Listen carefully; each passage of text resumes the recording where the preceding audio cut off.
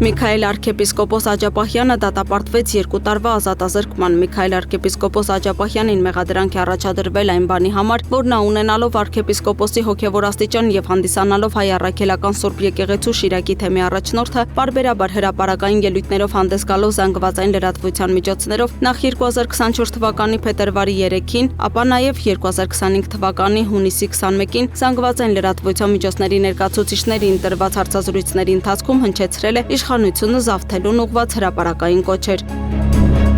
Արցախի պաշտպանության բանակի նախկին հրամանատար Ջալալ Հարությունյանը չի արդարացվի։ Վճռաբեկ դատարանը մերժել է վարույթ ընդունել նրան մեղավոր ճանաչելու վերաքննիչ դատարանի որոշման դեմ բողոքը։ Վճիռն ուժի մեջ է մտել, ինչը նշանակում է, որ առաջիկա օրերին Հարությունյանը կտեղափոխվի քրեակատարողական հիմնարկ։ Սյունիքի մարզի ընդհանուր իրավասության դատարանը փետրվարին Ջալալ Հարությունյանին դատապարտել էր 5.5 տարվա ազատազրկման։ Նա մեղավոր էր ճանաչվել ռազմական դրության ժամանակ 2020 թվականի հոկտեմբերի 12-ին ծառայության նկատմամբ անփույթ վերաբերմունք դրսևորելու համար, ինչն անզգուշությամբ առաջացրել էր ծանր հետևանքներ։ Ցորի զորամասի D20 հրետանային դիվիզիոնի 20 զինծառայող զոհվել էր, իսկ մեկ զինծառայողի գտնվելու վայրը մինչև օրս հայտնի չէ։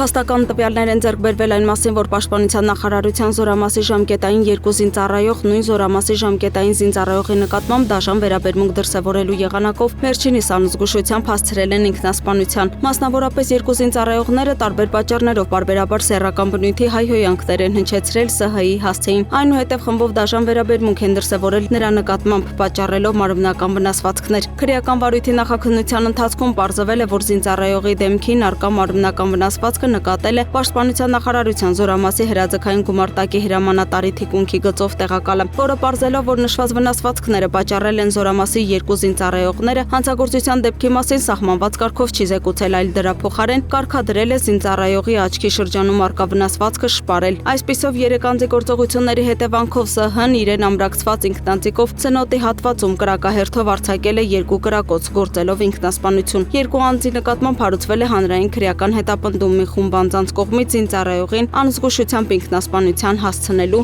մեկ անձի նկատմամբ իշխանությունը չարաշահելու համար։ 2 անձի նկատմամբ որպես խափանման միջոց կիրառվել է կալանքը, մեկի նկատմամբ տնային կալանքը։